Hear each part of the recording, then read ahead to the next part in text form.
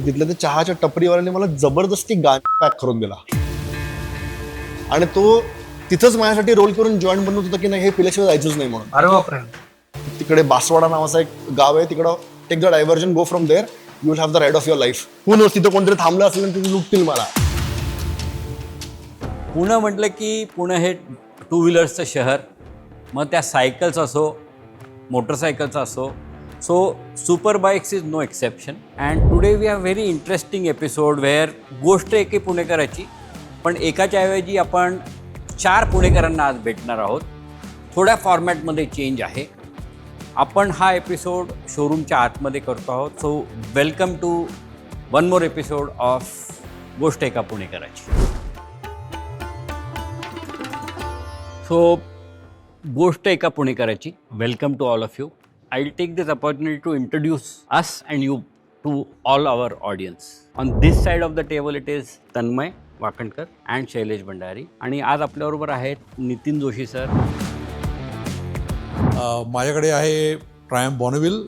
I have ridden almost 3/4 of India on the बॉर्नव्हिल, covered 176,000 kilometers, and now I also have Speed 400 and I'm enjoying riding, and I want to ride as long as I can. By profession, live sound engineer, and by passion, a rider for last I believe 10 years. म्हणजे तसं बघायला गेलं तर riding हे त्यांचं मागच्या 10 वर्षाचं प्रेम आहे. बाकी प्रेम त्यांचं काय ते मला एवढं माहीत नाही, कारण मी फक्त 10 वर्ष ओळखतो त्यांना. And he is an inspiration for me to grow a white beard, to be very honest. Then we have with us mister Kunal Agashe. I am a passionate biker, 25 plus years of riding experience and endless miles under my belt. HR फील्डमध्ये काम करणारे, corporate सेक्टरमध्ये काम करतात, फिटनेसवरती खूप भर आहे आणि human angle to everything. A very avid rider. Royal एनफिल्डपासून ते ट्रायम्फपर्यंतची त्यांची जर्नी, मोठी जर्नी आहे 30 वर्षाची. Then we have Siddharth Parab. Bike riding is my passion, my hobby, my everything. Recently, I did 3 states, 8 cities, 3,500 kilometers. He prefers to be called as Sid because of the generation. They like everything short except few things. So that's why he calls himself Sid. Then we have with us Samir Belwalkar. Motorcycling for me is an extension of who I am. It's an extension of my personality. Honestly, something I cannot live without. My recent ride has been through the Western Ghats, spanning almost 1,500 kilometers, जिथे आम्ही सगळे घाट्स उलथे पालथे घातले. Professional photographer non across the country. मला आठवतं, distinctly आठवतं की त्यांनी म्हणतात की मला जर तुम्ही अपॉर्च्युनिटी दिली तर मी नेचर टिपायला मला जास्त आवडेल, पण पैसे लोकांना टिपण्यामध्ये जास्त मिळतात. आणि that is where he is. So when you see pictures like Jodhaa Akbar, my name is Khan and I am not a terrorist, अशा पिक्चर्सचं स्टील फोटोग्राफी पूर्णपणे समीर सर करतात. त्याचप्रमाणे riding again is a passion for him for generations. आणि generally हा show मी एकटा host करतो, पण माझ्यात कॅपॅसिटी नाही की 4 हार्डकोर पुणेकर मी एकटा हँडल करणं मला पॉसिबल नाही. सो त्याच्यामुळे माझ्याबरोबर आहेत Tanmay sir. So again an auto enthusiast. You will see him as a motor head. He runs a talk show there or a podcast there. So आज आम्ही दोघंजण मिळून आपल्याशी गप्पा मारणार आहोत. So welcome to our show. Thank you. Thank you. Just to add to that, चौघांना तुम्ही एकटे डील करू शकणार नाहीत, म्हणून ज्याला आणले तो तुमची दुप्पट साईजचा आहे. Thank you for that. आणि आय थिंक जसं आपण सगळीकडे म्हणतो की शुरू से सुरुवात करते आहे, तर obviously we have come together जिथे आपल्याला बायकिंग ॲज अ पॅशन प्रचंड आवडतं. पण तुम्ही एक एक जण करून सांगू शकता की वेअर वॉज द क्लिक, ते पहिला नशा पहिला प्यार जे था, तो मोमेंट कुठे होता where you got introduce to biking, आणि तेव्हापासून तुम्ही ठरवलं की एक ना एक दिवस मी पण बायकिंग करणार. सो लहानपणी I mean in the 80s एक सिरियल याची स्ट्रीट हॉक म्हणून. नाव 80s 90s किड्सना त्यांना माहिती असेल. So that was my inspiration की मला एक दिवशी बाईक चालवायची आहे, मला अशीच बाईक चालवायची आणि असे stunts. So that is where I genuinely got introduce to bike riding. Motorcycles नेहमीच इंटरेस्ट होता. म्हणजे when they are passing by me, I always was fascinated by them. एकदा शो करायला गेलो होतो, कॉन्सर्ट करायला, साऊंड चेक झाला, आजूबाजूला पाहिलं तर there were only motorcycles, and that was first IBW. हो, आणि that ignited back my passion to get back on motorcycle. Wonderful. 2001 मध्ये बायकिंग कल्चर एवढा डेव्हलप नव्हता झाला. मोठ्या भावाच्या कृपेने घरात एक खूप powerful bike, royal Enfield bike आली होती. ती बाईक चालवायचो आणि लोक वळून वळून बघायचे सारखे. I think that is wear it motivated me. तो एक क्लिक आला की आपण हे जास्त केलं पाहिजे आणि मोठ्या राईड केल्या पाहिजेत. पुण्यातल्या लोकांनी, पुण्याच्या बाहेरच्या लोकांनी आपल्याला वळून बघितलं पाहिजे. आणि that's how it all started. मी 9-10 वर्षाचा होतो तेव्हा माझ्या बाबांकडे नॉर्टन कमांडर होते 650. तर त्याच्यावर माझे एवढंसं असताना जे खूप फोटो वगैरे पण आहेत. So biking was not new to me. पण again I wouldn't say biking, मला ट्रॅव्हलिंगचा खूप हाऊस होती. त्यामुळे इव्हन इन कॉलेज मी आणि माझी गर्लफ्रेंड देन वाईफ नाव कायनेटिक होंडा काढून महाबळेश्वरला गेलो आहे. मग त्याच्यानंतर I got an RX100 as my 18th birthday gift. मग त्याच्यानंतर थोडं इकडं फिरा तिकडं फिरा. मोठी बाईक हवी होती कारण फॉर माझ्या स्ट्रक्चरसाठी कुठल्या पण बाईकवर बसतो की ती खूप छोटीशी वाटायची, पण पैसे कधीच नव्हते घ्यायला. So then when I realise that I can afford one, I think the first place I visited was this. आणि तुमची पहिली बाईक किंवा पहिली राईड कोणती? कारण की it all started long time back. What was that first ride or first bike that all started the journey? म्हणजे लहानपणी मी 50cc, म्हणजे कॉलेजमध्ये गेल्यानंतर पहिले सायकल, त्याच्यानंतर 50cc. तेव्हा त्या TVS आणि कायनेटिक आणि या सगळ्या जस्ट 50cc येत होत्या. सो तेव्हा कायनेटिक वॉज द फर्स्ट. तेव्हा तेव्हा ती घेऊन अर्धे ग्लोव्ज घालून त्याचं हँडल खाली करून वगैरे हे सगळं केलेलं आहे. त्याच्यावर पण 50cc बाईक. म्हणजे तेव्हापासून कोणीतरी वळून तुमच्याकडे बघायला पाहिजे ही प्रायमरी नीड होती. त्या लुक्समुळे ते पहिल्यापासून वेगळं काहीतरी करायचं आहे. माझं पण लहानपणी I started with bicycles only. So like I said ते Street Hawk that was my inspiration. मग माझ्याकडे BMX होती बायसिकल, त्याच्यावरती शाळेतून आलो की पहिले मला त्याच्यावरती बसायचं होतं. And I to take it for a spin, सगळी एरियामध्ये जाऊन फिरायचं. सो दॅट वॉज हाव आम्ही पुढे आलो. मला पण बायसिकल्सची आवड होतीच आणि BSAची जी त्यावेळेस ते 1-2च ऑप्शन्स होते. ते घेतल्यावरती मग त्याच्यावरती मॉडिफिकेशन्स, रेसिंगचं स्टिअरिंग बसून, रेसिंगचं हँडल बसून घेतलं. मग त्याला नंतर अशी कॉन्सेप्ट आली की you can install gears on it.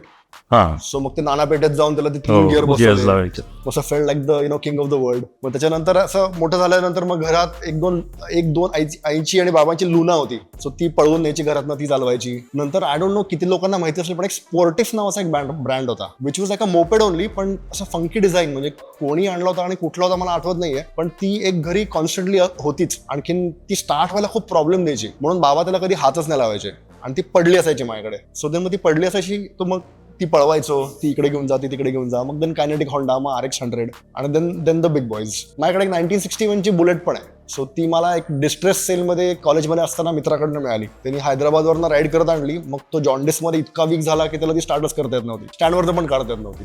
तर तेव्हा मला ती 15,000 रुपयात तिने मला दिली होती. So it is steel up and running. या आणि माझ्याकडे BSA सायकल होती आणि त्याला मी लुनाचं हँडल लावलेलं होतं. काहीतरी वेगळं पाहिजे ना. मला BSA घेऊ शकत नव्हतो. माझ्याकडे साधी वडिलांची पास्ट ऑन टू मी, पण त्याची मी सीट उंच करून अनकम्फर्टेबल असं तरी अशी चालवायचो. तुमचं लहानपणापासूनच थोडं बायकिंगचं कल्चर होतं, कारण वडील आर्मीमध्ये होते आणि आर्मीमध्ये कुठेही जायचं म्हटलं की 2 wheeler was the easiest option. आणि कोणाबरोबर जायचं तर आर्मीमध्ये एक DR प्रकार असतो, ते मोटरसायकलवर असतात, एनफिल्ड, ग्रीन कलरची एनफिल्ड. तर आमच्या शाळेला परीक्षा असली की सगळ्यात सेफेस्ट पद्धतीने परीक्षेला कसं पोचायचं, तर DRच्या मागे बसवायला आणि शाळेत पाठवा. तो शाळेत पोचवायचा, आत गेलो बघायचा, परीक्षा संपल्यावर तो बाहेर थांबलेला असायचा, परत त्याच्या मागे बसायचा. पण तो जर जुन्या बाईकचा थंप असायचा, तेव्हापासून ती जी एक लायकिंग डेव्हलप झाली एनफिल्डसाठी की इव्हेंच्युअली कधीतरी जाऊन ते घेणार. तसं हळूहळू बायकिंगची आवड सुरू झाली. प्रत्येकाची तुमची काही ना काहीतरी कारण होतं की ती सुरुवात झाली. पण तुम्हाला कधी जाणवलं की आपल्याला आता विचार पण करायला लागत नाहीये आणि आपण ऑटोमॅटिकली बायकिंगकडे जातो? म्हणजे तुमचे सगळ्यांचे सरांनी सांगितलं जसं सक्सेसफुल बिझनेसेस आहेत, तुमचे वेगळे पॅशन्स आहेत, फॅमिली आहे, पण ते सगळं सांभाळून where does biking become second nature? ते कधी झालं तुमच्या? माझ्या बाबतीत माझा ऑडिओ रेकॉर्डिंग स्टुडिओ होता. तिथे जायची वेळ होती, यायची वेळ नव्हती. त्यामुळे there was no time for any passion. जेव्हा मी 2013-14 मध्ये स्टुडिओ बंद केला, त्याच्यानंतर फ्रीलान्स लाईव्ह साऊंड इंजिनियर म्हणून मी ट्रॅव्हल करायला लागलो, तेव्हा मला वेळ होता. कारण this a seasonal thing, entertainment industry त्या पर्टिक्युलर ऑक्टोबर टू मार्च. तर I had lot of free time. तेव्हा that it started and I came here. Now I ride for concerts also. माझ्या बाबतीत मी ज्युनियर होतो तेव्हा जॉब इंटरव्ह्यूला गेलो होतो, तेव्हा ते लोक विचारतात ना व्हॉट इज युअर पॅशन और what are your hobbies. So that is the time I realise की बाईक रायडिंग हे सोडून मी ब्लँक होतो, बाकी काहीच नव्हतं. bike riding. That is my passion, that is my hobby. So that was the moment that I realized that this is it. Bike riding is my, second nature. मला travelling भयंकर आवडायचं आधीपासून आणि जेवढं हवं असेल तेवढं मी करायचो नाही बिकॉज प्रॉबब्ली मोड ऑफ ट्रान्सपोर्टचे रिस्ट्रिक्शन्स असायचे किंवा कमिटमेंट्स तसे असायचे. सो जेव्हा when I thought of travelling on 2 wheels तर ते जास्त इझी वाटायला लागलं मला की गाडी काढली आणि गेलो. रिझर्वेशन नाही, हे नाही, ते नाही, बुकिंग करा आणि the whole world is your play ground.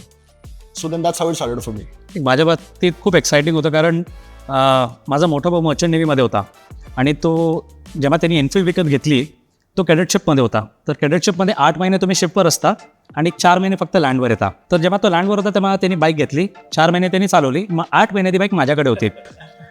आणि मग असं असायचं की सगळं जो आमचा रायडिंग ग्रुप तेव्हा जुना एकदम रोड शेकर्स नावाचा ग्रुप होता. आम्ही त्यात we were part of road shakers. तेव्हा सगळे मित्र म्हणतात तू शिपवर जेव्हा जातोयस ना तेव्हा तू बाईक आमच्याकडे दे, आम्ही चालू. तुझा भाऊ तर लहान आहे कारण मी तेव्हा कॉलेजमध्ये होतो. पण म्हटलं नाही, दुसऱ्या कोणाला द्यायची नाही, तुझी बाईक चालवायची ना कारण त्यावेळेला एनफिल्ड कंटिन्युअस रनिंगमध्ये ठेवावी लागायची. तुम्ही can't keep it idle at home. मग भाऊ मला दरवेळेला म्हणायचं तुला राईडला जायचं ना, मी स्पॉन्सर करीन, तू राईडला जा, माझा रायडिंग गिअर घाल. आणि तेव्हा जी सुरुवात झाली की त्याचं रायडिंग गिअर, त्याचीच बाईक आणि मग त्या भरपूर राईड्स करायचा कारण ती स्पॉन्सर्ड असायची. तेव्हापासून ती किक बसली आणि मग त्याच्यानंतर मग स्वतःची एनफिल्ड विकत घेणं, मग कावासाकी घेतली, मग ट्रायम घेतली. That's how the entire journey started. अजून एक आठवलं की in terms of big bikes माझं पण एक on the lines of his story, एक शाळेतला मित्र, सो त्यांनी हार्ले डेव्हिडसनची सुपर ग्लाइड कस्टम घेतली होती. I think they had the first mover advantage, त्यामुळे the whole market was full of Harley Davidsons. So तो अगेन मर्चंट नेव्हीमध्ये होता आणि मग त्यांनी शोअर जॉब घेतला सिंगापूरला आणि तो म्हणला की बाईक तुझ्याकडे ठेव पण माझ्या घरी कोणीच चालवायला नाही आहे. आणि तशी ती माझी सगळ्यात मोठी बाईक माझ्याकडे जी आली ती होती. आणि मग तो अर्धमधनं यायचा इकडे आणि ती बाईक घेऊन जायचा, त्याचीच बाईक होती ना, तर मला खूप कसं तरी व्हायचं. असं तर तो वन डे तो येणार आहे आणि ती बाईक घेऊन जाणार आहे, मग आपला काय ऑप्शन आहेत. मग तेव्हा असं आय थॉट की नाही I need to have one of my own. आणि मग तेव्हा मोठी बाईक घेऊया असं डोक्यामध्ये ती आयडिया प्लॅन झाली. सो कुणाल सरांनी जो एक विषय केला की गिअर, म्हणजे तुम्ही अर्ली स्टेजमध्ये riding gear, your brother told you की नाही रायडिंग गिअर वापरून बाईक वापरायला पाहिजे. So how important it is. कारण की आजकाल आपण जे पुण्याच्या रस्त्यावरती बघतो की कोणी उठतं आणि बाईक चालवतो and then there is a serious set of riders where this riding gear following a discipline is very important. So how do you contribute or what do you recommend to the today's young riders? How important it is for that? I think it's 100% important. कारण like you rightly said, तुम्ही सिग्नलला म्हणजे इतके एरंट drivers आणि riders आहेत, कुठूनही कसेही येतात, म्हणजे they come at you from every direction. सिग्नलला उभं असताना सुद्धा तुम्हाला मागे कोणतरी ठोकू शकतं, पडू शकता. आणि recently it happened with somebody in my family. So I think riding gear should be your second skin. म्हणजे गरम होतं, केस खराब होतात, घाम च्या धार लागल्या असतात, पण तरी सुद्धा the importance of that cannot be underestimated. So for me I think it is extremely important. मी जेव्हा हेवी बाईक घेतली तेव्हा फर्स्ट थिंग आहे मी गिअर घेतला मग बाईक घेतली, कारण it is that more important to have that before when you. पण वुड यू से मॅच्युरिटीमुळे तुम्हाला तो विचार आला का लहानपणापासून हा विचार तुम्ही केला असता? ते सेफ्टी फर्स्ट. मी जेव्हा स्कूटर चालवत होतो, म्हणजे माझ्याकडे प्रिया होती, 10 वर्ष 15 वर्ष मी प्रिया चालव, त्याच्यावर सुद्धा मी फुल फेस हेल्मेट घालून चालवत होतो. सो म्हणजे तेव्हा गिअर आणि हे नव्हतं आणि सिटीमध्ये चालवायचं, बाहेर जायचं नाही, पण तेव्हा मी फुल फेस हेल्मेट तेव्हापासून घालतो. मी खूप कंटाळा केला, मी खूप उशिरा सुरू केलं रायडिंग गिअर आणि हेल्मेट वगैरे वापरणं. आणि माय इनिशियल फेजेस बाकीच्या ज्या मोपेड्स आणि मोटरसायकल्सवरती मी कधी इव्हन कॅनेडिक होंडावर जेव्हा महाबळेश्वरला वगैरे गेलो होतो तेव्हा complete bare T shirt, jeans, chappals आणि तसंच गेलो होतो, कारण तेव्हा रायडिंग गिअरची कॉन्सेप्टच नव्हती आणि आधी ऑप्शन्स पण लिमिटेड होते. आणि प्लस लाईक ही सेड की लोकांनी बघायला पाहिजे ना, तर बघितल्यावरती घामट्ट केस खराब झालेले असं कसं बघून चालेल, म्हणून मग हेल्मेट पण आउट ऑफ द क्वेश्चन होता. आणि मग नंतर जसं अवेअरनेस वाढला, आणखीन बाकीच्या माझ्या फेलो रायडर्स बरोबर किंवा मित्रांनी जी गाडी घेतली आहे त्यांच्याबरोबर त्यांच्या ओळखीमध्ये काय काय ॲक्सिडेंट्स व्हायला लागलेत आणि काय काय एपिसोड्स व्हायला लागलेत हे ऐकून मग थोडंसं घाबरदार झालं. सो माझ्यासाठी कसं होतं की I want to ride for as long as I can, आणि त्याच्यासाठी the body needs to be in top shape. So खूप सारी investment into my own fitness also comes big, कारण मला अजून राईड करायचं आहे for as long as I can.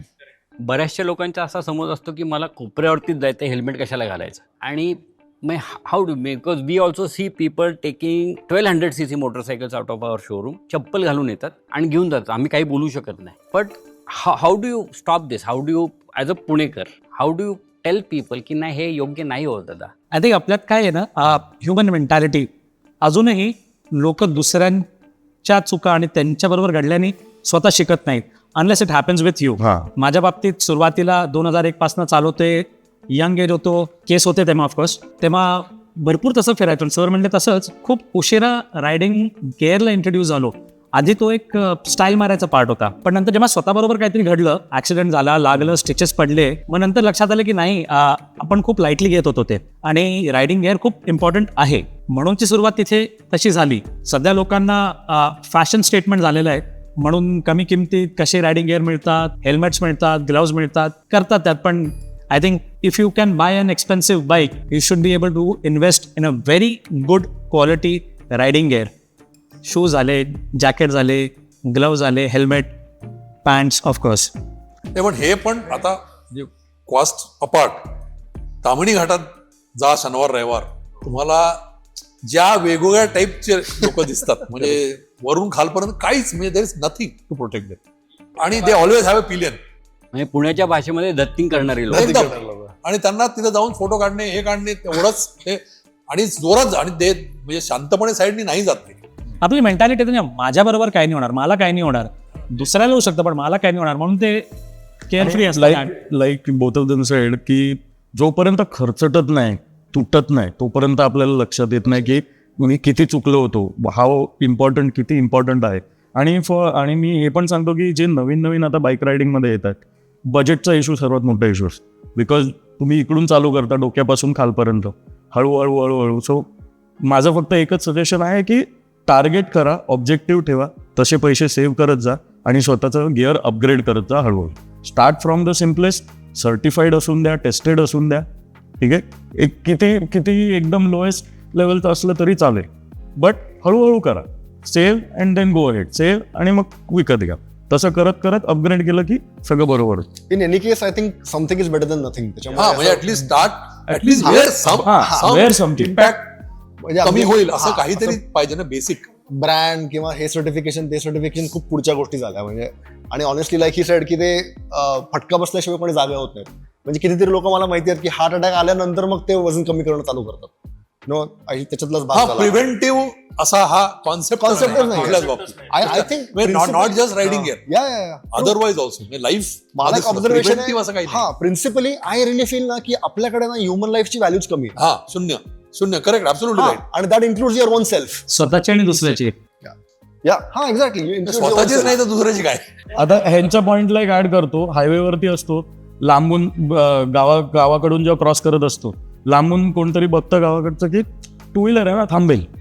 अरे तसं ना, टू व्हीलर थांबेल, ते हात दाखवतात, ते ब्रेक लावतात आपल्यासाठी, तुम्ही थांबा. आणि ह्युमन लाईफची किंमत कमी आहे कारण किती येतात ना, इतके आहे की दॅट एव्हरीबडी इज डिस्पेन्सिबल. मग that is taken as an asset on world platform. That's the reason everybody is coming to us. I mean, we saw French president running on Marine Drive yesterday.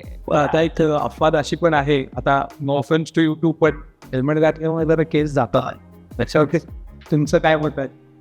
जाऊ दे. मी तर बोलतो बलक compensate करायला you have another option, right? इथले गेले, इथले वाढवले. मी बोलतो सिम्पल ऑप्शन, बलक लावा घाला, कॅप घाला, बलक लावा घाला. एक नाही, सेकंड. पण कॅप घालून सुद्धा cricketers, if you see helmet, cap, so when you protect that for long time, then that is part and parcel. पण माझा एक्सपिरियन्स नाहीये, म्हणजे whatever I have shared it's hereditary. म्हणजे मला हेल्मेट घालून खूप केस गळलेत किंवा बॅलक्लावा किंवा हेल्मेट मध्ये खूप केस आलेत, असं कधीच झालं नाही. म्हणजे आय थिंक मला दुसरा प्रॉब्लेम, मला दाढी प्रोटेक्ट करावं लागते, ती अडकते कुठे कुठे. So I wear a tube to protect my, this is always inside, this can't be flying. पण तुम्ही दोघं अत्यंत प्रॉम्प्ट एक्झाम्पल्स आहात की जरी गेले तरी माणसाची पर्सनॅलिटी आणि स्टाईल मेंटेन राहू शकते, त्याच्यामध्ये कष्ट पाहिजे. दुसरीकडे वाढवता येऊ शकतात. That is true. नाही, दुसरीकडे वाढवणारे पण माहिती आहेत मला, म्हणजे माझ्याकडे इथून वाढवून इथे ठेवणारे, आणि मग स्कूटरवर गेले की ते उडून इकडे उडतात वगैरे. I have seen people like that. तुम्ही रायडिंग आता एवढं केलेलं आहे, यू गॉन अक्रॉस स्टेट्स आणि कुठे कुठे फिरलेले आहात, तुमच्याकडे काही असे एकदम हायलाइटिंग किस्से तुम्ही आमच्याबरोबर शेअर करू शकता? एक सगळ्यात मेमोरेबल होता, not from the ride point of view but just an experience point of view, की राजस्थानला चाललो होतो आणि MP राजस्थानच्या बॉर्डरला एका ठिकाणी चहा प्यायला थांबलो, तर तिथल्या त्या चहाच्या टपरीवाल्याने मला जबरदस्ती गांजा पॅक करून दिला आणि तो तिथंच माझ्यासाठी रोल करून जॉईंट बनवत होता की नाही हे पिल्याशिवाय जायचंच नाही म्हणून. अरे बापरे. आणि तो प्रसंग कधीच विसरणार नाही मी. आणि त्याच्या पाठीमागे असा मोठा महाकालचा फोटो होता आणि मी तिला म्हणलं नको आत्ता नको, मला राईड करायचंय, फ्लाय नाही करायचंय. तर तो म्हणला अरे असं नाही म्हणत, बघ महाकाल बघतोय, महाकालचा प्रसाद आहे. म्हणून त्याशी पुढीत मला पॅक करून दिला. आणि नंतर मग त्यांनी सांगितलं की कुठे चाललंय. मी म्हणलं उदयपूरला चाललोय. तो म्हणला हा स्ट्रेट रोड घेऊ नको, एक तिकडे बासवाडा नावाचा एक गाव आहे, तिकडं take the diversion, go from there, you will have the ride of your life. मी म्हटलं हा स्वतःच अर्धाहून जास्त टून नाही, म्हणजे आता काय बोलतो तिकडनं कोण तिथं कोणतरी थांबलं असेल आणि तिथं लुटतील मला, असं एक पॅरानॉया होता डोक्यामध्ये. पण because I took that road ना, ती ride was one of the most beautiful and scenic ride for me. Wow Yeah. Wow. पण that गाणं episode I can't ever. And that added to the enjoyment. You are floating. मी आता recently ride करून आलो 3000+ kilometre. तसंच कच्छला गेलो होतो, road to heaven, मग तिकडून उदयपूरला गेलो. सो ते रोड टू हेवनला जेव्हा मी चालवत होतो ना, first time in my life, I think something unlocked in me, I don't know, कुछ तो हो गया. And you know that road is so good, it unlock something in you. 30 किलोमीटरचा स्ट्रेट रोड आहे. Okay, that was one. आणि secondly जे rural एरियामध्ये मी चालवत होतो, छोटे रस्ते, एवढे मोठे मोठे डंपर ट्रक. आता जायचं तर कसं जायचं, तू त्यांचा जो ड्राफ्ट येतो जेव्हा ते क्रॉस करत असतात, that was one more eye opening experience, की असे पण रायडिंग कंडिशन्स बऱ्यापैकी असतात. सगळे विचारतात की हाऊ सेफ इट इज. आतापर्यंतच्या माझ्या अनुभवावरून it is very very safe. म्हणजे तिथे कुठे everybody is curious, and if you treat them with respect, they will never bother you. They are always, म्हणजे ते हेल्प करायला केव्हाही तयार असतात. पण द होल थिंग इज त्यांची क्युरियासिटी असते. They want to ask you lot of question because they are looking up to you. So if you just understand this and talk to them nicely, you will have no problem in it. म्हणजे riding anywhere, म्हणजे इंडियात इतकं ride केलंय मला आतापर्यंत, जेवढे चांगलेच अनुभव आले ऑलवेज. मला उलट वाटतं की मला असं वाटतं की अनसेफ आहे इंडियामध्ये फॉर लॉट ऑफ रिझन्स, पण तीच तर मजा आहे.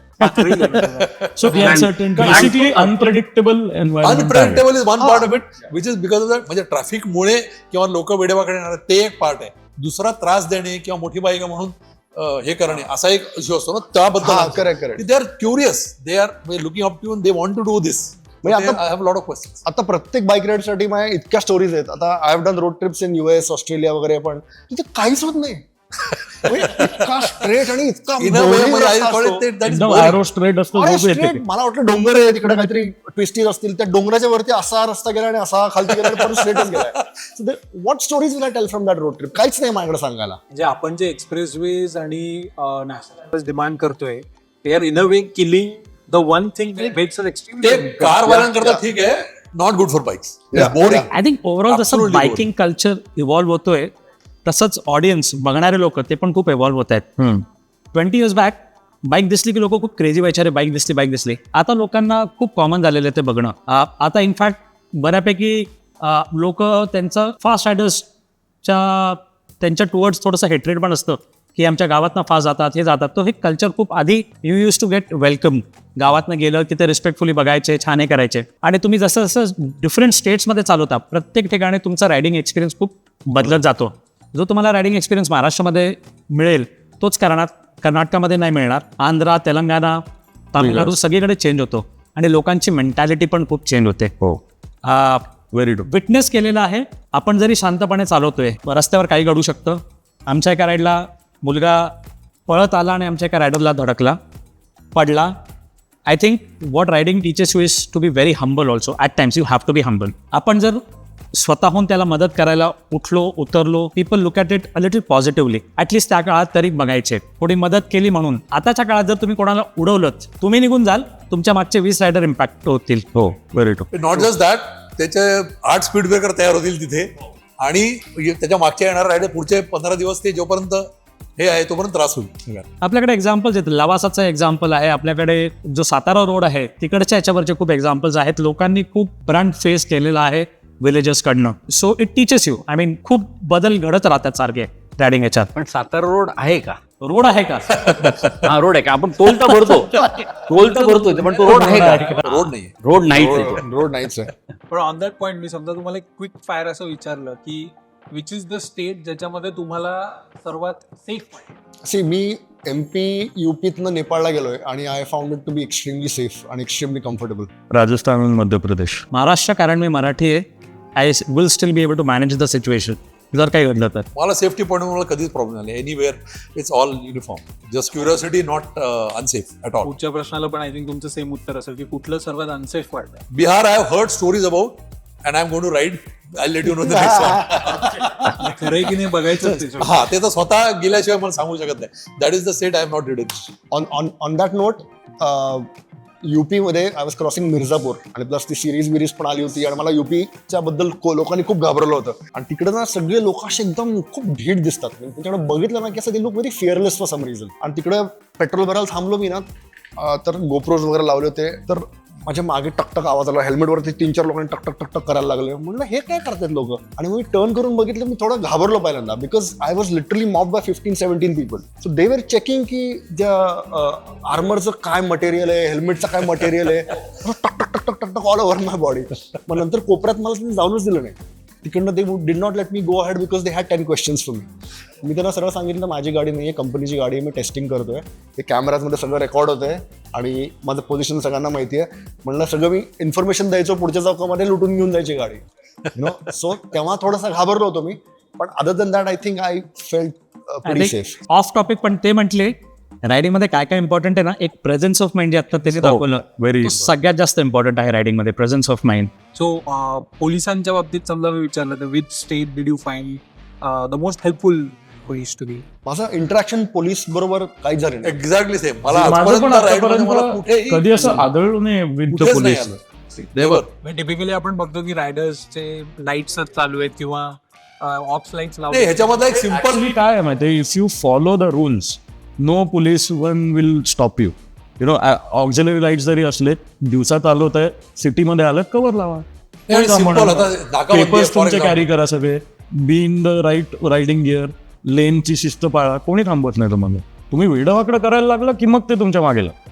मी लास्ट मेला स्पितीमध्ये गेलो होतो आणि एका इव्हेंटला गेलो होतो आणि ज्या दिवशी त्या पोचलो तिकडे त्याच दिवशी संध्याकाळी चाललो होतो आणि एका ठिकाणी पोलिसांनी पकडला आणि ऑक्स लाईट्स कव्हर्ड होते बरं का, तरी सुद्धा he did not let me go. Luckily तेव्हा सायलेन्सर नव्हता, सगळं त्यांनी चेक वगैरे केलं आणि मी हेल्मेटच्या थ्रू बोलत होतो. त्यांनी खूप अरेरावी केली माझ्यावर. मग मी म्हटलं, आय थॉट की त्याला वाटतं मी एक 20-25 वर्षाचा कोणतरी आहे.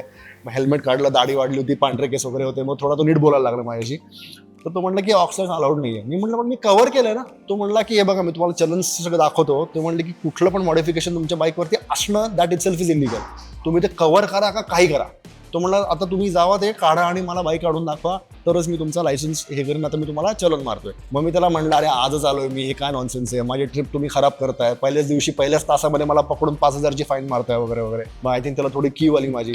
तो म्हणला की पकडलं आता फाईन तर मारायला लागणार आहे. तो म्हणला माझ्याकडे सगळ्यात कमी फाईन आहे स्मोकिंग इन पब्लिकची, 200 रुपयाची. हा मारू का? तो म्हणला तर मारा, अजून काय करू मी, 200 रुपये तर 200 रुपये. सो स्मोकिंग इन पब्लिकचं त्यांनी मला चलन दिलं आणि 200 रुपये घेतले. जो जुना गांजा मारला होता ना त्याचं कर्मा रिटर्न. मी कॅरी केला होता, मारला नव्हता पण स्टील माझ्या मुलाला बाईक्सची आवडच नाहीये. म्हणजे I would have encouraged him. आता घरी 5 बाईक्स आहेत, I would have definitely encouraged him. पण मला खूप चांगलं वाटतं from the point of view की तो बाईक घेऊन समजा उद्या कुठे म्हणला की मी चाललोय राईडला वगैरे, तर मला झोप नाही येणार. मी उलट करतो. सगळ्यात वाईट रस्ते महाराष्ट्रातले. कर्नाटकातनं महाराष्ट्रात आलो, झोपलो होतो गाडीमध्ये बाजूला, गोव्यावरनं रिटर्न येत होतो. मग असं झालं, मी ड्रायव्हरला विचारलं महाराष्ट्रात आलो का रे बाबा. सर्वात ब्युटिफुल जे व्ह्यूज आहेत ते महाराष्ट्रामध्ये आहेत. जेव्हा तुम्ही ब्युटी बघता ना की हे माझं महाराष्ट्र आहे, ते रस्त्यातले खड्डे विसरून जाल तुम्ही. पण तो व्ह्यू असा होता.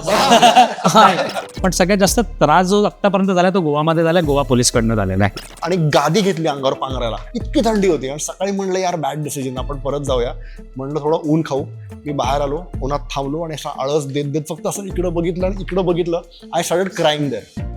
इट वॉज आता पण अंगावरती काटा आला माझ्या.